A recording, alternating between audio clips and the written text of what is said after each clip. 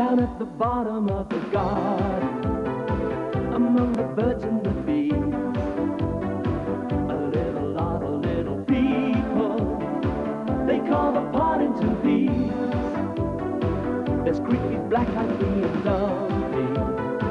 Keep it a secret now, please.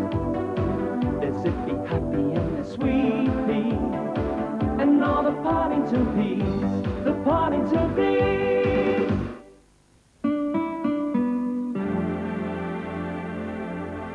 One day, Zippy, the fastest pea in Poddington, was doing his usual zipping about when something was wrong. What was it? It was his shadow. It was missing. Nowhere to be seen. Gone. Just then, Sloppy came creeping up and said, "What's the matter, Zippy? You lost your shadow or something?" "Well, as a matter of fact, I have." "Well, never mind," said Sloppy. "Come and stand by this wall, I'll paint you another shadow."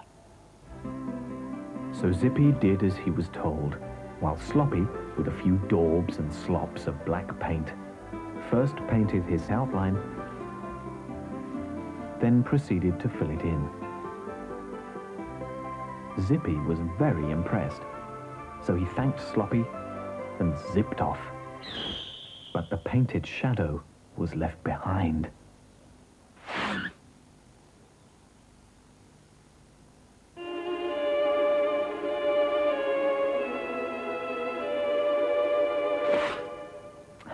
"That's no good," said Zippy. "Shadows are supposed to follow you. Your paint can't be runny enough or it's not quick drying."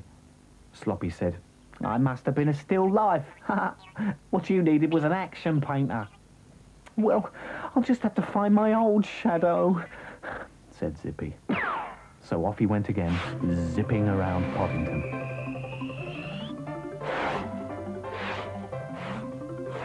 Happy and Sweet Pea were playing shadow games with a torch when Zippy zipped up and asked if they had seen his shadow. But they hadn't. "Oh dear," thought Zippy. "If it's wandered off into the shadows of Creepy Castle, it'll be lost forever." He was about to zip off to that dark and murky place when there was a tap on his shoulder. It was GP, Poddington's practicing physician. "Phew, you're a hard act to follow. I've been looking for you all over Poddington," said GP. "I've got somebody at my surgery who would like a word with you on a matter of some delicacy." So off they went. Well, Zippy led the way, zipping through Poddington, while GP went as fast as he could. When GP eventually arrived at his surgery, Zippy was waiting for him. Zippy was very curious. He loved surprises. GP invited Zippy in. And guess who was flaked out on GP's couch? It was Zippy's shadow, looking very sad, with a thermometer in his mouth. "What are you doing here? I've been worried about you," said Zippy. GP explained. "Well, you've made your poor wee shadow quite ill. You might say he's a pale shadow of his former self, and it's all because of your zipping about.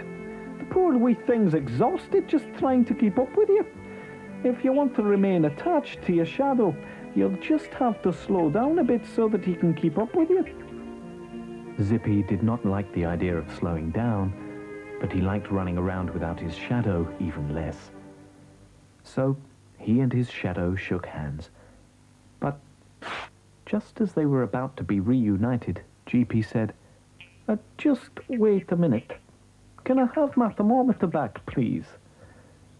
And so Zippy and his shadow zipped off together.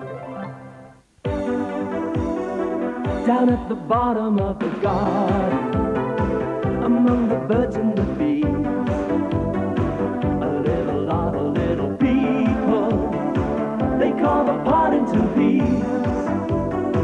There's creepy, black-eyed bee and lovely.